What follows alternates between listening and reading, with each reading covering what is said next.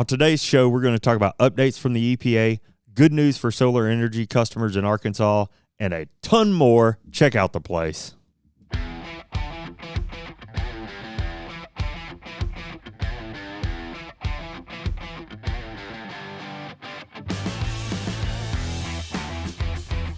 You're listening to the Arkansas AgCast, where we discuss the latest news, trends, and issues impacting Arkansas farmers and ranchers.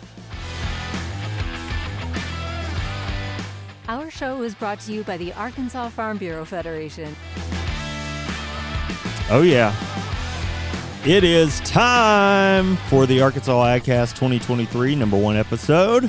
Music kind of gets me pumped up. It does. Excited. I'll play some air drums, man, bob my head. Have fun with it. Air guitar, too, you know. Hey, nobody plays an air guitar solo like me. I'm just going to tell you. In my mind. Certified. Look at this place. Man, brand new. Golly, New to there's me, so at much least. new happening. We got a new set. Yeah. No binders, no library books anymore. Yeah, I know. Encyclopedias are gone. Yeah. Well, we cleaned up the joint a little bit. So first things first, welcome, John McMinn. Thank you. Excited. Happy to be here. Yeah, we're so happy to have you on the podcast. We've talked in the last several episodes. We've talked about changes that are coming. I literally had no idea that we would make all the changes on the first episode of week 1. So congrats to the Arkansas AgCast team, Matthew McDefrau, Brian Pistole. Awesome job. For pulling all this together like right off the bat. It was a busy time. It was nothing going on. Well, yeah, a little busy. It was quiet around here, but we were busy over the holidays. I mean, yeah. Matthew has done an outstanding job. So. Well, look, I have to admit it. Like, I left for Christmas and just like left you guys in the wing. I show up and this is here. Yeah. And it's kind of man, it's exciting. It's where the magic happens. Well, looks good. Big applause for you guys. Oh my goodness. Big applause for you guys. This is awesome. It's incredible. Matthew built this thing by hand. He did. So big props. Do you have one of those old crank screwdrivers, or yeah. DeWalt? I don't know. He's an old school kind of guy. He even took the photography. So. Oh, he took this photo. Yeah. Oh my gosh. Photography. Yeah. Logo by yours truly, and then the set design. So there you go. Looks good. Team effort. We're uptown. That's right. We're uptown. That's all I got to say. Well, John, you are here not as the first time on the podcast. Second time, I believe. Yeah. Definitely the first time delivering the news. True. Yeah. Yes, I agree. So tell us a little bit about you and what you do here. I am a director of commodity activities and economics here in the CRA department. I've got soybean promotion board, and specialty crops. So kind of the local foods specialist, self-proclaimed a little. Yeah. Here. And you did that before you came here. I did. I was with Extension for 3 years. Under Dr. Ron Rainey. Yeah. Where we did a lot of specialty crop kind of business planning, financial aid type resources, enterprise budgets. Kind of not so much as keeping people in business, but trying to keep people from making a bad idea. Yeah. That happens a lot. So yeah. You go into some things thinking one thing and it comes out completely different. Sometimes. So. Well, my concern is that as an economist, you're going to bring way too much seriousness to the show and try and keep us in line. I'm not the biggest stats guy in the world, so you don't have to worry about that. But I like to say that we're about as right as meteorologists in the economics world. We can be right 50% of the time and still be right. Heck yeah, still be valuable. Nobody gets mad. Yeah.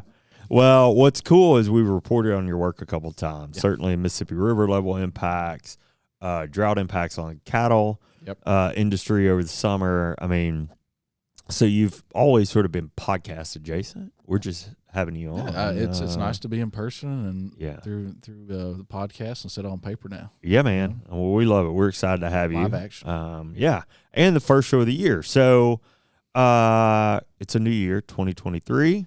I know there's a lot of hopes. I feel like since 2020, everybody's like, oh my gosh, let's have a good year this next year. How's your year going? So far, so good. We're in day 5 Yeah. of the new year. Yeah. Everything's good. Holiday season was good. Yep. We had our first day of daycare. We got a 3-month-old. So I was gonna ask. New baby in the house. So yeah. how was Christmas with Yeah. a new baby? Little Anthony's doing great. He got a bunch of new toys. He's only 3 months, so Yeah. these toys are kind of, future play toys. Okay. Really, Okay. really. Yeah. But it was really neat seeing him, kind of bounce around. Yeah, and for sure. laugh and giggle, and it was a lot of fun. I think our kiddo was around 3 months. Yeah. For her first Christmas. That was my too. question: is what do you get a 3-month-old for Christmas? It's Whole bunch of tummy time stuff. college fun. I don't know. Well, that's something you don't think's valuable until you turn 18. Yeah. I remember, probably gonna date myself a little bit, but I remember every Christmas we got a bond. What were those things called? A savings bond from my grandparents every year, and stuck that in the old safety deposit box and things like that. helps. And it was always so boring, but it eventually was like, man, I'm really kind of glad I have that. Hey, that's as the an gift adult. that keeps on giving. And no doubt. I'll tell you, not to throw any shame towards my parents, but we decided to use it to buy a computer. Yeah. Because I'm that age. It's like, oh, well, a computer's a big purchase now. And I'm sure that money was probably outdated and useless within 2 years. Because computers were moving back then. That's when gateway stores were a big deal. Ooh. Oh yeah. And like, I mean, this is the 90s, Right. So, I mean, anyhow, but Dial up. okay. Oh, buddy. Yes, sir. So anyway, well, cool. We had a good holiday. We really didn't do much. We relaxed and spent some travel? time at home. No, we hosted. Yeah. We're gonna travel this weekend. See my parents over in the Delta and celebrate with them a little bit. But yeah, not really. We kind of it was good. Is my wife's birthday today as we record happy this, so I'll birthday. tell her happy birthday. And I guess that leaves us to the news. Yeah. So why don't we kick it off this week with a topic that is highly monitored by the ag industry, especially here at Farm Bureau. The Environmental Protection Agency, or the EPA as we referred to them at the beginning, finalized a rule just before the year that would revert protections for millions of streams, marshes, and other bodies of water to levels that existed before the Obama administration changes in 2015. We often refer to that as WOTUS, and that's a big deal, a benchmark in this place. This is all detailed in reporting from the New York Times, which we reference for our story here today. The changes came just before the Supreme Court's expected to rule in a major case that could reduce the government's authority to regulate wetlands.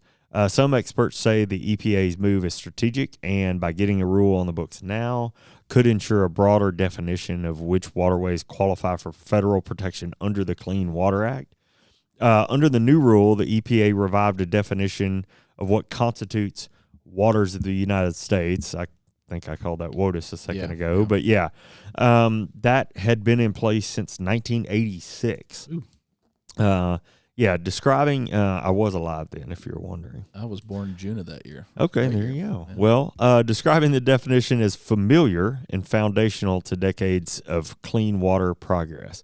American Farm Bureau President Zippy Duvall said AFBF is extremely disappointed in the EPA and the Army Corps of Engineers' new Waters of the United States rule. Farmers and ranchers share the goal of protecting the nation's waterways, but they deserve rules that don't require team of attorneys and consultants to identify navigable waters on their land. So, unfortunate for farmers, certainly from our perspective, but more to happen there. Yeah, with the new administration, we kind of assumed they were going to try to go after something like this again. And with the efforts Farm Bureau's put in, this is kind of like not something we really anticipated, or we did anticipate it, but not something we were hoping for. Yeah, certainly the timing interesting with an anticipated Supreme Court ruling too. So absolutely. Anyway, we'll continue to watch that and report back as it evolves. Yeah. Well, moving along, researchers at the University of Arkansas want to know more about how Arkansas farmers, consultants, and professionals are using precision agriculture. Oh, nice. This is kind of hits home for me because before I was at Extension, I was a precision ag consultant for John Deere dealerships in eastern Arkansas. But Dr. Aurelie Ponset, assistant professor of precision agriculture for the University of Arkansas System, a division of agriculture, has launched a survey in efforts to identify research and educational needs within precision agriculture. Okay.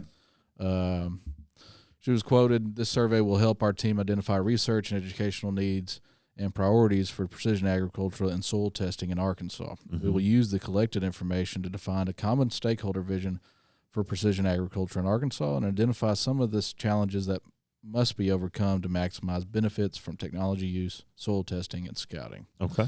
Working with Ponset are Don Johnson, professor in the Department of Agricultural Education, Communications, and Technology, and Nathan Slayton, assistant director of the Arkansas Agricultural Experiment Station and head of the division's soil testing lab in Marianna. Yep.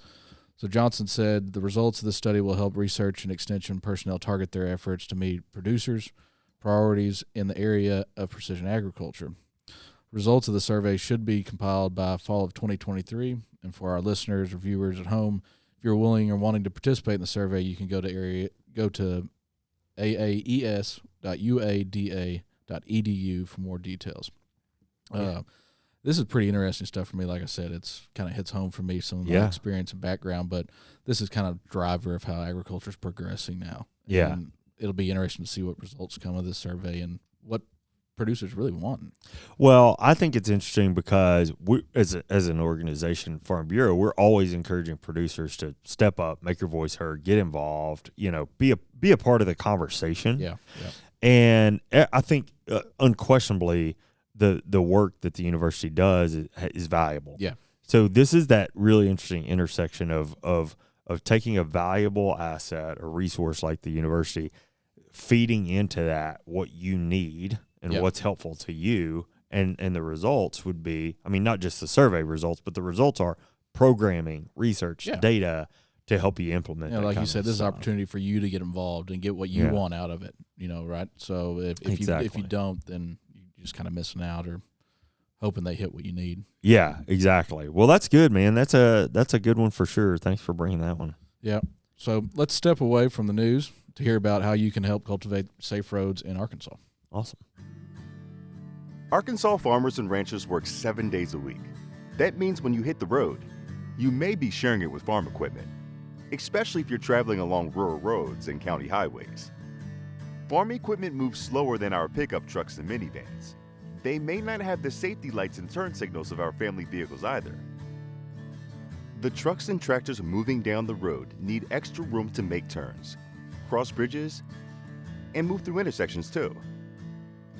We all get in a hurry sometimes, but it's important that we all stay safe, no matter if we're headed to buy groceries or grow them. So next time you're cruising past a pasture or field, keep an eye out for farmers. They'll be sure to keep an eye out for you too. If we all work together, we can make sure Arkansas is cultivating safe roads. This is something that's important, obviously, year-round. But, man, we turn that corner of the new year, and, it obviously, ranchers moving around all the time, hay and whatnot. But I mean, it's going to be row crop season. I mean, we're going to see planters before we know it. Yeah, and time moves fast, right? So, super especially important. if the weather holds up. Oh, yeah, no doubt. I mean, I've been to Farm and Gin shows last weekend of February where it was empty because it was 70 degrees and sunny. I'm kind of ready for everything to get turned back up, too, to be honest with you. In Arkansas, we're good for about 30 days or so of winter. And then if there's no snow to be seen, we're like, let's get back to it. It's not the snow, I'm done with it, right?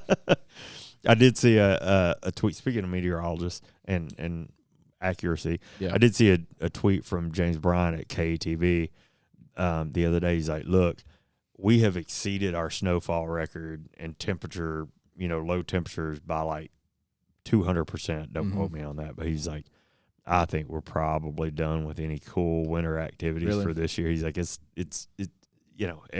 what goes up must come down, and it's time for us to recalibrate. Well, here. I don't want to jinx myself, but please, no ice storms. No I'm doubt. Done with them. Yeah, no doubt. All right. Well, next up is a topic that we've been advocating for, and in fact have clear policy to address. That's the extension of net metering rates in Arkansas. Based on reporting from Kyle Massey at Arkansas Business, the Arkansas Public Service Commission issued a ruling before the year ended that, with legislative approval, will lock down the rates that customers will receive from utilities for the solar power they contribute to the power grid until 2040. That ruling, those rate guarantees were only locked into the end of 2022. So the Arkansas Legislative Council had been expected to take up the issue at its December meeting, but concern began circulating when the meeting concluded without any PSC action. This ruling makes it likely that legislative approval will come quickly and that major disruptions will be avoided. According to Massey's article, the ruling by the PSC, which regulates public utilities in the state, was unanimous and extends the current structure, a favorable 1-to-1 rate that gives solar customers roughly the same price for the power they put on the grid as the retail rate paid for from utilities until the arrangement sunsets in 2020. The ruling rejected a motion by a minority of the state's electric cooperatives to dismiss the rulemaking for a lack of jurisdiction over the subject matter, quote, and dismissed separate dismissal motions by Carroll Electric Cooperative of Berryville and Arkansas Electric Cooperative of Little Rock. It also rejected a motion by Entergy Arkansas to hold proceedings in abeyance temporarily. The ruling finds the rates, quote, as revised herein are reasonable, appropriate, and in the public interest, and are hereby adopted to be effective upon review and approval by the governor and the Arkansas Legislative Council. That's good news. Yeah, real good news. Solar has become such an integral part of ag operations. You've seen it across the Delta, but also poultry. On putting it on big poultry time, houses. Huge. Big time. We've got a story on our website or our YouTube channel, whichever you prefer, of a family in, I believe, Johnson County that won an award, a national award from Butterball for their poultry operation and how they've integrated solar into that program and things like that. I mean, energy costs is so huge, especially in that poultry side of the business. And to be able to offset that and contribute back to the grid with what you're generating too is just some Farm Bureau's been involved with it for a while.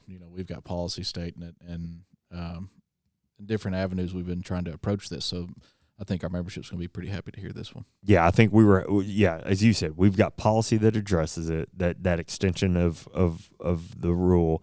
And I know, just based on talking to folks on our team, we were having those conversations with the PSC, with the governor's office, with the legislators. And so anyway, round of applause for our team for their work on this. But honestly, just really great news overall. Well, lastly, we'll kind of wrap things up news-wise here. Okay. The Arkansas Department of Agriculture's Arkansas Grown program is partnering with several other agricultural associations and will host the first Arkansas Grown Conference and Expo. The 4-day conference will be held on January 25th through the 28th, 2023, so it's coming up pretty soon. Yeah. At the Embassy Suites in West Little Rock, not too far here from the Farm Bureau building. The conference and expo will consist of workshops, speakers, off-site farm tours, networking opportunities, and a vendor trade show. Evening events at the Sunset Lodge, at the Rusty Tractor Vineyard, and the University of Arkansas Pulaski Tech Culinary and Hospitality Management Institute will showcase Arkansas-grown food and include an Arkansas-grown wine tasting. Hello. The Arkansas Grown Conference and Expo is open to all parties interested in the Arkansas agriculture industry and will focus on farmers and producers who produce for the local food system here in the state. The deadline to register and make hotel room reservations is January 11th, 2023. That's also for trade show booths, so they extended that deadline as well. So if you're interested in a trade show booth for that conference, you have until January 11th to register. For more conference details and to register, of course, go to the arkansasgrown.com or arkansasgrown.com and search Arkansas Grown Conference. This is this is huge for the state. We haven't. It's kind of what the specialty crop or local food scene in the state is really needed at a statewide conference. Yeah, it's a replacing some older conferences and meetings that we had, but with all these other associations getting involved, I'm going to be there. I'm excited about it. So, well, where my mind goes, meat inspection. Yeah, meat inspection legislation and the ability to process your own, animal protein grown on the farm. And I guarantee you there's some folks who have taken advantage of that meat inspection bill that will want to attend this, have a booth, whatever that may be. And I think there's going to be a lot of educational opportunities here at this conference, trying to kind of hear from other people and how they've done it, or even extension specialists, on production practices, or maybe even marketing of your products. Oh, that's cool. If you're talking about meat by the cut, by the pound, whatever it may be, or the quarter, half. Yeah. Well, that's super cool. Well, good. That's another good one. All right. Well, that's I think that's all the news for this week, Mr. Pistole. In a week of changes, in a show of changes, please don't tell me you've taken away our fun of this day in history. I did not. I mean, I don't know what it's going to evolve to this year. Okay. It is. I'm going to mix it up some. Okay. I don't want to do just this day in history every week. Yeah. Still fun, but I want to kind of mix it up just a little bit. Yeah. So I picked some random stuff today. Oh, I like it. Some is agriculture related. See, we don't know what McMinn is into. Like we know Rob was like pop culture, history, tennis. Well, I'm okay at music, but we don't have any clue. See, that's why it'll be a learning experience, I guess. Yeah, that's why this whole thing is going to evolve. I dig it. You don't know what I'm going to throw at you every week. That's right. But I am going to pick some stuff. It just so happens we're recording January 5th. Yes. Guess whose 8th anniversary it is at Farm Bureau? Who's that? Me. Oh, really? Congratulations. Started 8 years ago today. On January 5th. Yeah, January 5th. My goodness. Well, congrats. Thank you. All right. How does that make you feel? You feel accomplished? You feel excited about it? I do. Time flies. Time flies very quickly. How many offices have you occupied in those 8 years? Technically 4. Okay. The first office I had, they demolished. And, And rebuilt, and then I got in one, then moved one down, and then moved 3. So is it taking you years to collect all that memorabilia? You have? We do talk about Brian's office some on the show. One of these times we're going to have to do just a quick run through the office just to let everybody see it, because it's what that would be a good video. Everybody wants to stop by.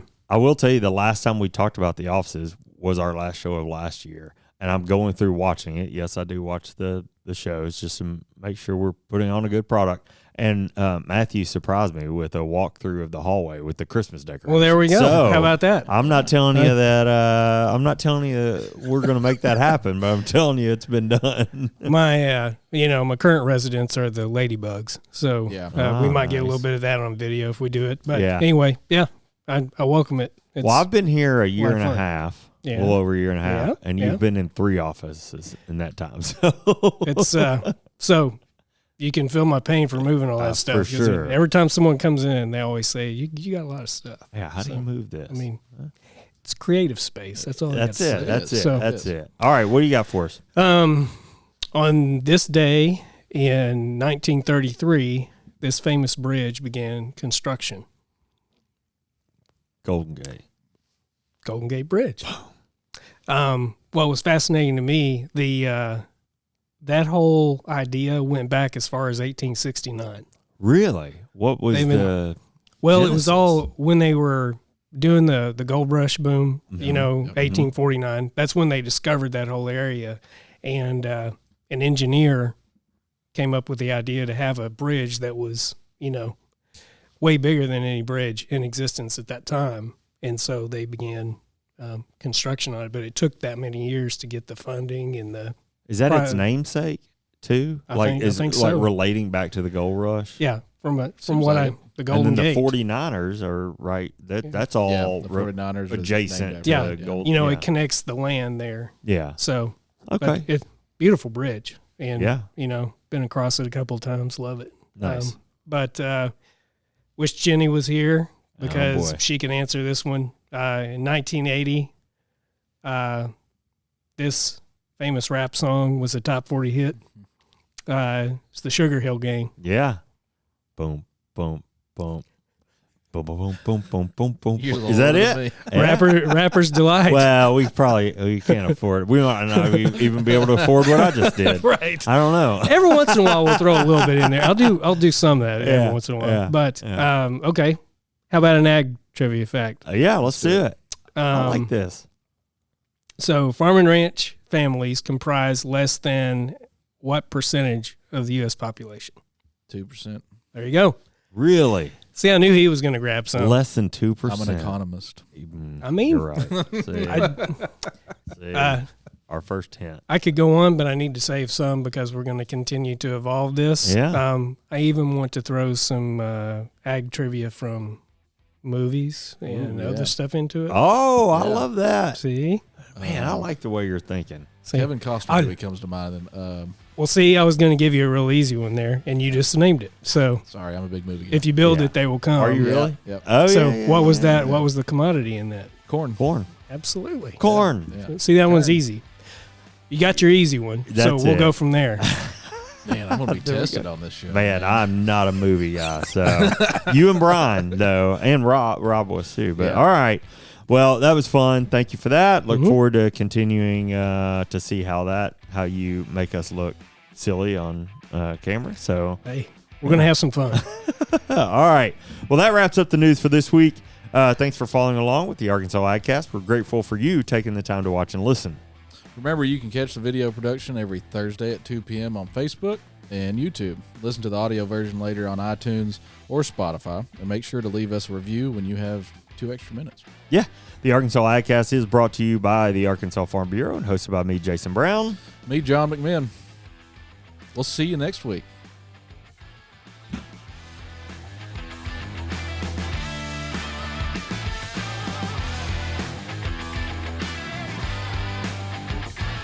The air guitar.